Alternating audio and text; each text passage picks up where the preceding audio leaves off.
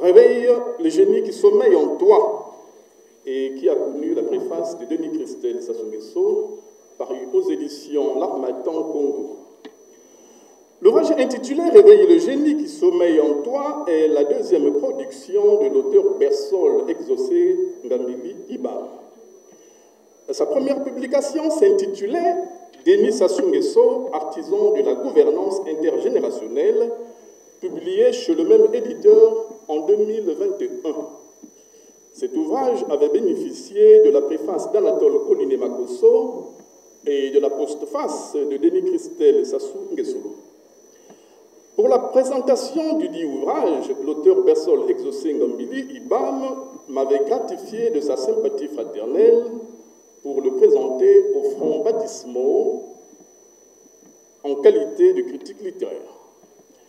Aujourd'hui, le même schéma semble se répéter, et ce qui dénote d'un symbole de fidélité qui caractérise l'auteur. Je dis semble, pour la simple raison que le postfacier du premier ouvrage est devenu aujourd'hui le préfacier. Qu'à cela ne tienne, la fidélité et la constance qui caractérisent l'auteur Bersol Exaucé Ngambili Ibam sont bien évidentes et qu'ils reçoivent ici tous mes compliments. L'ouvrage « Je réveille le génie qui sommeille en toi » compte 118 pages. Il s'inscrit dans le sillage de littérature sur le développement personnel. Entendu ici, développement personnel comme une démarche volontaire de travail sur soi, visant à mieux comprendre, à analyser et à contrôler ses émotions, à renforcer donc ses compétences personnelles, et développer son potentiel afin de se sentir mieux individuellement et d'entretenir des relations de meilleure qualité avec son environnement. Carl Jung est le pionnier du développement personnel. En effet, bien avant de devenir un business pour influenceurs, le développement personnel a été théorisé par Carl Jung. Avec la psychologie analytique, le psychiatre suisse voulait aider ses patients à tendre vers l'accomplissement de soi. Voilà donc le champ de production dans lequel s'inscrit l'ouvrage de notre auteur Bersol Exaucé Ngambili Iba. Déjà, la belle couverture, nous allons tous prendre l'ouvrage et examiner la couverture ensemble. Déjà, la belle couverture tricolore de l'ouvrage offre à notre lecture 3 images abstraites et bien symboliques pour tenir des réels défis de la vie. La première est celle d'un homme prêt à se lancer sur des grands challenges avec à son pied droit, bien en appui sur un invisible starting block, dressant son regard bien en avant, bravant toute intempérie et tout potentiel aléa sur son parcours à challenge. La seconde image nous livre un homme très déterminé à explorer de nouveaux univers. Regard dirigé vers sa cible, poing fermé, bras tendus comme pour dire « nous vaincrons ». Et enfin, la troisième image, tout en filigrane, fait transparaître la tour Nabemba, qui était bien évidemment, il y a encore quelques années, l'immeuble le plus élevé et le plus imposant de Brazzaville.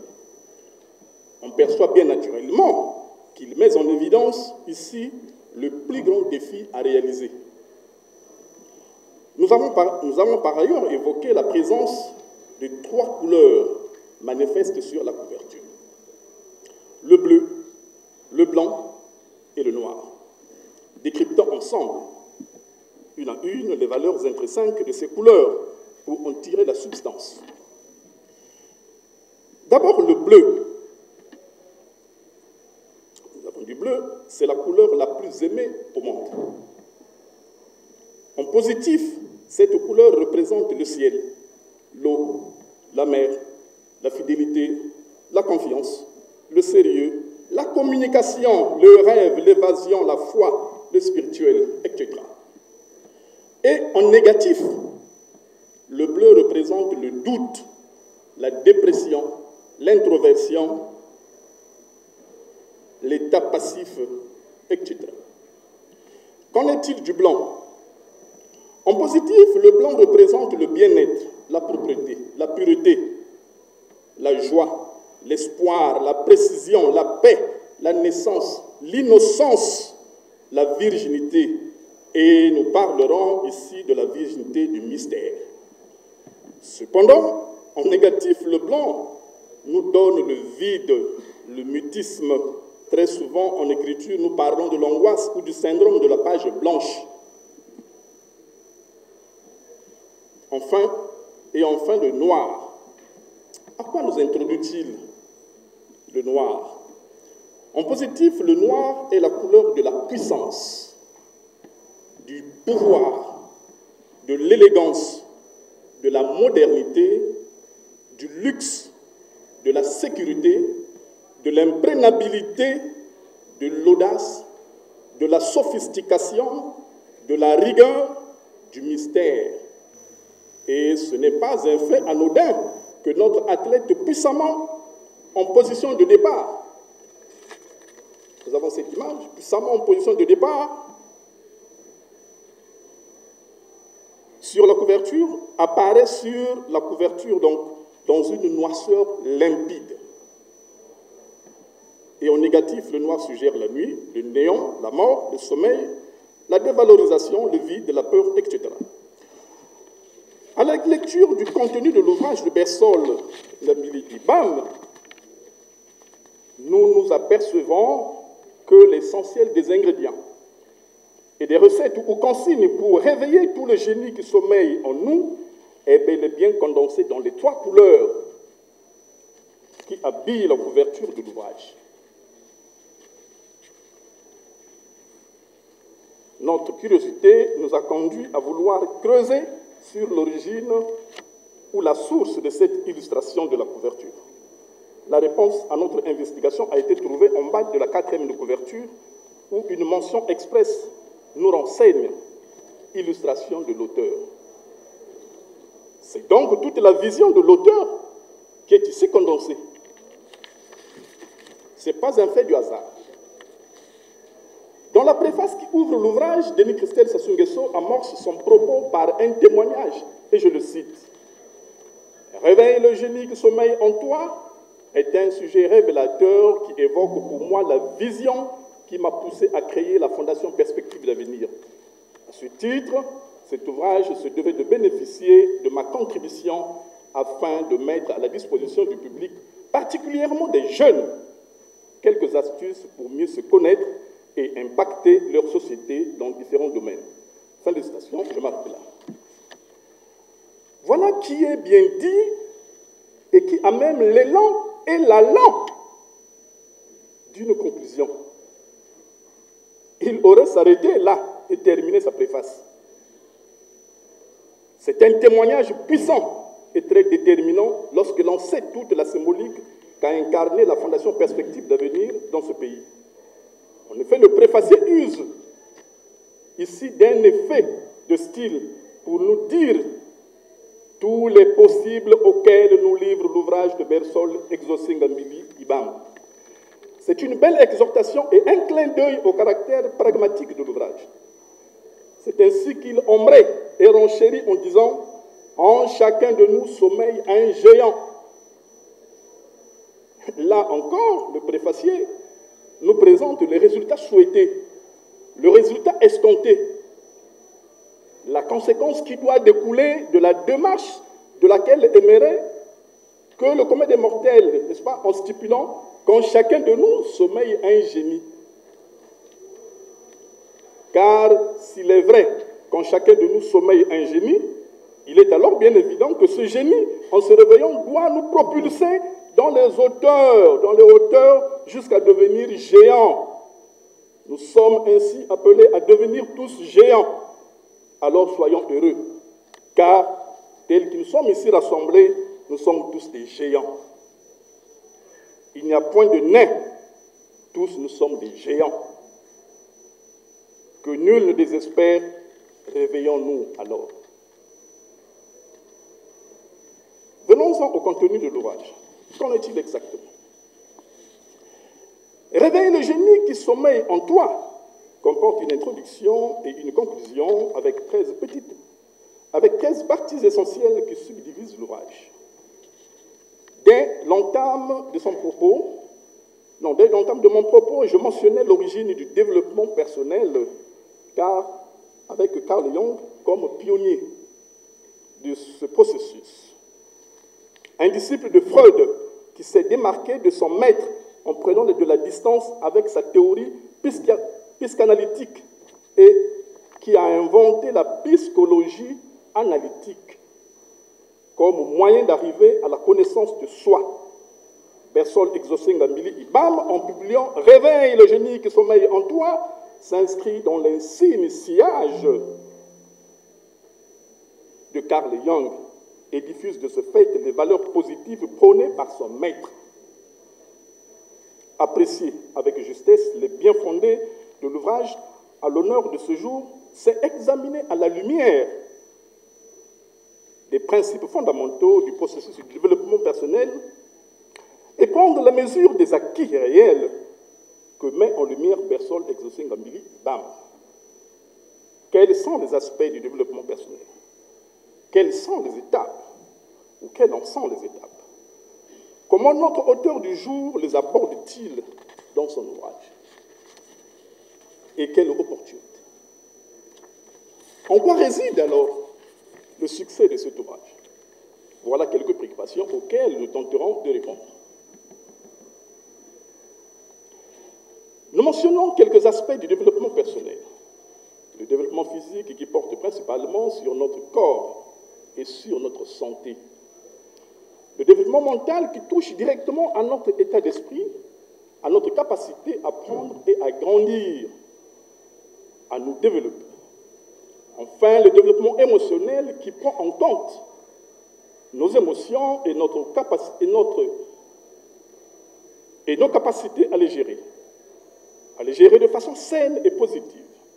Le développement social tient compte de notre capacité à être en relation avec les autres, de l'établissement de la communication saine avec notre entourage. Et enfin, le développement spirituel qui prend en compte notre quête du sens et le but de notre vie. C'est une dimension vitale de notre amélioration personnelle. Dès son introduction, l'auteur nous livre les motivations qui l'ont conduit à la commission de cet ouvrage. Et je le cite, « Ce livre se veut un catalyseur pour tous ceux qui, à un moment donné de leur vie, pensent que tout s'arrête, qu'aucune issue n'est envisageable. Pour ceux qui sont tentés d'abandonner pour diverses raisons. » Fin de citation, vous le trouverez à la page 11. Pour être plus proche de ses lecteurs,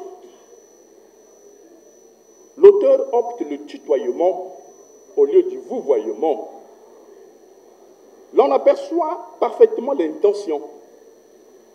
Le vouvoiement est une marque de politesse, mais aussi un indicateur de hiérarchie qui permet de montrer le respect et donc fait observer la distance.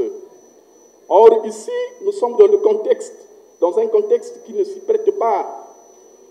L'auteur doit titiller la confiance du lecteur. Alors, le pronom « tu » est fréquent pour marquer la proximité et côtoyer l'intimité du lecteur qui doit progressivement s'ouvrir et s'attacher aux consignes de l'auteur qui s'érige en réalité en coach en développement personnel.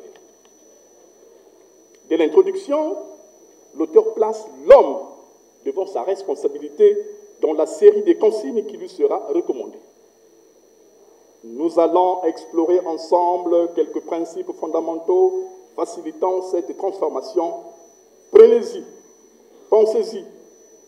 Tu es le seul à pouvoir exploiter tes talents.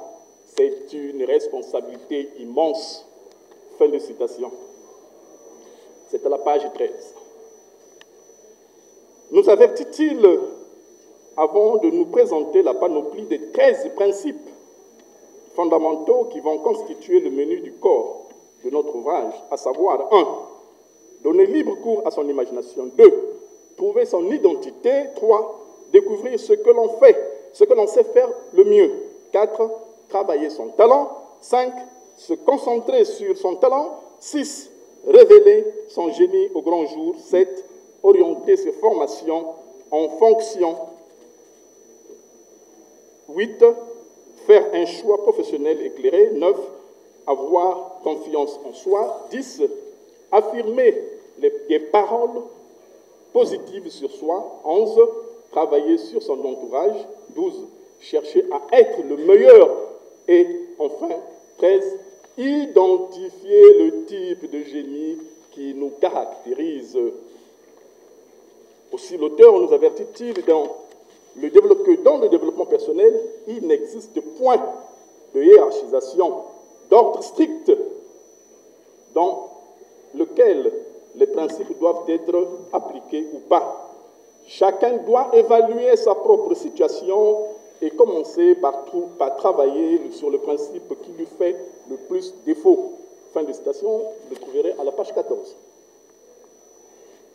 Est-ce un fait du hasard si l'auteur ouvre les principes fondamentaux par donner libre cours à l'imagination et clôt la série des consignes ou des astuces par identifier le type de génie qui nous caractérise? Certainement pas. Le premier a l'avantage de balayer le terrain psychologique du lecteur et le prépare par une série d'exercices préliminaires à pouvoir acheminer progressivement vers l'objectif prescrit dès le départ. Réveiller le génie en soi, l'imagination étant perçue comme la faculté de former des images d'objets qu'on n'a pas perçus ou de faire des combinaisons nouvelles d'images ou d'idées, de se représenter des situations possibles et Albert Einstein de renchérir que l'imagination englobe le monde entier, stimule le progrès, suscite l'évolution. L'auteur nous invite ainsi, à l'instar du fleuve, à nous laisser au gré de la houle du fleuve. La puissance de la pensée et de l'imagination. Notre génie se trouve à chaque instant sur le starting block de notre imagination. Il n'attend pas que notre propre décision, notre attitude positive à pouvoir nous décider. C'est le I can de Barack Obama. Et comme le souligne si bien l'auteur à la page 39, en fin de compte, ce sont nos choix, notre capacité à notre passion à éliminer des barrières internes et à transformer nos défis en opportunités qui façonnent notre avenir. Mais chaque personne a le pouvoir, à tout moment, de réécrire son histoire, d'aller au-delà de ses limitations et de bâtir la vie qu'elle désire. La lecture de cet ouvrage m'a permis, personnellement, de découvrir un nouvel Bersol Exaucé Ngamili Ibam dans toute sa profondeur et sa densité.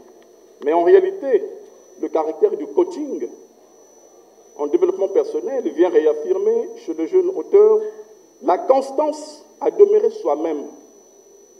Et donc lui-même, député de la 2e circonscription de l'arrondissement 9 d'Iri, membre du bureau politique et commissaire politique du Parti congolais du travail, président du Conseil régional des jeunes de la CEAC et président du Conseil national de la jeunesse, c'est un meneur d'hommes, un homme à penser.